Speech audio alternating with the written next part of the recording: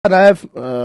հատուկ օտարերկրյա դեսպանատների համար եմ ես ուզում ասեմ, այս կտորը պետք է նաև տալ իրանց, հենց հիմիկվանից ուղարկել, որ վաղը մյուս օրը լինի, իրանք իմանան, որ մենք գիտենք այդքան բացահայտ են սրանք աշխատում, ու քաղաքական հետևն հետո չասեն, վայ, մենք չգիտեինք եւ այլն, բոլոր են օտարերկրյա դեսպանատները, որոնք որ հիմա նայում են մեզ, կամ չեն նայում, բայց կստանան հաստատ վիդեո ես կտոր հաղորդումից անմիջապես հետո, մենք անպայման ամեն ինչ կանենք, որ դուք բոլորը տեսնեք, իմացեք, որ այս ձեր պահած ում հետույքը դուք պահում եք իշխանությունները խոսքից այս աստիճանի են դողում։ Խոսքը վախացնում է այս իշխանություններին այն աստիճանի, որ մենք գիտենք,